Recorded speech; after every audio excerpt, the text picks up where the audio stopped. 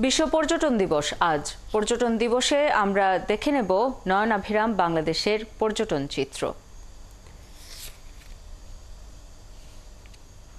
সমুদ্রের কাছে এই বিশাল ভিড় নানা সময়ের। নীল জলরাশি, সমুদ্রের বিশাল উর্মিমালা আর সূর্য অস্ত যাওয়ার মুহূর্তে মানুষ বারবার ছুটে আসেন এই শহরে।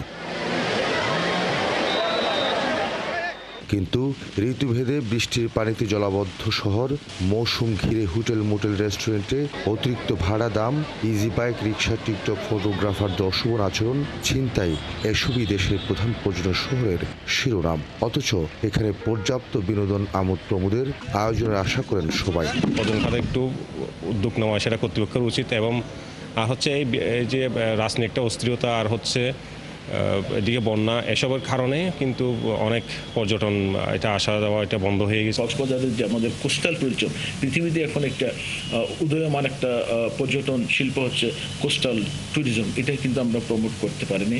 এর বাইরে যদি আমি যাই, আমাদের যে এথনিক কমিউনিটি আছে, যেটাকে আমাদের কালচারাল ট্যুরিজম বলে, এটা কিন্তু প্রমোট করার একটা অসাধারণ সুযোগ রয়েছে। অভিযোগ আছে, পর্যটনের যারা উন্নয়ন করবেন তারাই নিজেদের আখের গোছাতে ব্যস্ত থাকেন। সৈকত দখল, লাইসেন্স বিক্রি, পাহাড় দখল করে স্থাপনা নির্মাণ করে কক্সবাজারের পর্যটন শিল্পকে মৃত্যুর কিনারায় নিয়ে যাচ্ছেন। অবশ্য নতুন জেলা প্রশাসক কক্সবাজারের এই অসঙ্গতিগুলোকে স্বীকার করে নিয়ে বললেন, পর্যটন শহরের বিকাশে কাজ করতে চান তিনি।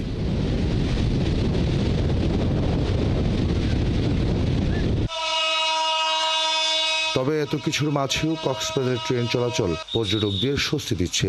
স্বপ্ন দেখাচ্ছে সমুদ্র ছোঁয়া আন্তর্জাতিক বিমানবন্দর স্থাপন, যার নির্মাণ কাজ শেষের পথে। কামরুল ইসলাম মিন্টু, ৭১, কক্সবাজার।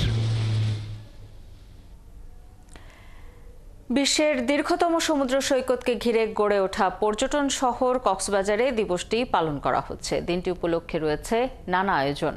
এ নিয়ে আরো খবর জানাতে আমাদের সাথে যুক্ত হচ্ছেন সহকর্মী কামরুল ইসলাম মিন্টু।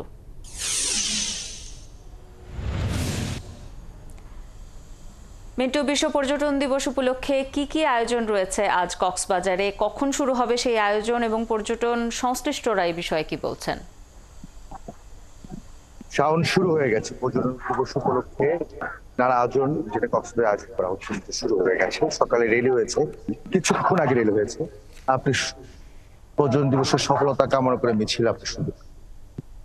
বিভিন্ন যে হোটেল মোটেল কটেজ গুলো আছে, তারা হচ্ছে নানা আয়োজন করেছে। তারা শুভেচ্ছা জানাচ্ছেন কক্সবাজার পর্যটকদেরকে, কক্সবাজার মুক্ত হবার জন্য আমন্ত্রণ জানাচ্ছেন। এবং আয়োজনের কথা যদি বলি, এদিকে যদি আমি একটু ঘোরাই, তাহলে হচ্ছে যে বিশ্ব পর্যটন দিবস উপলক্ষে আলোচনা সভা ও পুরস্কার বিতরণ আয়োজন করা হয়েছে। এর বাইরে সাংস্কৃতিক অনুষ্ঠান হবে। এটা হচ্ছে কক্সবাজার লাবণী পয়েন্ট। আর এছাড়া কক্সবাজারের যে সমস্ত তারকা মানের হোটেল আছে, আমি যেটা নাম মেনশন করি, সাইমন হোটেল, রামাদা, এই সমস্ত যে বড় বড় হোটেল আছে, তারা কিছু আয়োজন রেখেছে এবং সেখানে ডিনার ব্যবস্থা রাখা আছে, ডিসকাউন্টের ব্যবস্থা আছে। এই আয়োজন কিন্তু বাংলাদেশের সবচেয়ে বড় পর্যটন, সেভাবে এই তুলনায় কক্সবাজারের যে আয়োজনটা খুবই ক্ষীণ এবং খুবই ছোট বলছেন। এখানে যে যারা পর্যটক যারা আসছেন, যারা আজকে ছুটির দিন, আপনি জানেন যে আগামীকালকে ছুটি, এই দিনটাই কক্সবাজারের মানুষ, বিভিন্ন মানুষ কক্সবাজারে আসেন, পর্যটকরা আসেন, কিন্তু সেভাবে করে পর্যটন দিবসকে ঘিরে পর্যন্ত কোনো একটা বড় ধরনের অনুষ্ঠান তারা এখানে দেখতে পান না। এভাবে করে কক্সবাজারের পর্যটন বিকাশের জন্য যে ধরনের আয়োজন ভূমিকা থাকা দরকার, সে ধরনের কোনো আয়োজন তারা দেখতে পান না। তার জন্য তারা হতাশা প্রকাশ করেছে। এবং কক্সবাজার জেলা প্রশাসন যেটা করছে, রাষ্ট্রীয় অস্থিরতা বাংলাদেশে ঘটে যাওয়ার কিছু সময়ের কারণে তারা এই আয়োজন করতে পারছে না। কিন্তু পর্যটন স্বাস্থ্যে এটার সাথে সংশ্লিষ্টতা খুঁজে পান না পর্যটন সংশ্লিষ্ট মানুষগুলো। কারণ হচ্ছে কক্সবাজারের একটা শান্তশিষ্ট জায়গা, এখানে নিরাপত্তা বেষ্টনী থাকবে, এখানে নানা আয়োজনটাকে মানুষ আমোদ প্রমোদ করবে এবং এটা পর্যটনের জন্য একটা জায়গা। খবর রাখতে থাকুন মিন্টু, এরপরে প্রয়োজনে ফিরবো আবারও আপনার কাছে। আমাদের সাথে যুক্ত হয়েছিলেন কক্সবাজার থেকে সহকর্মী কামরুল ইসলাম মিন্টু।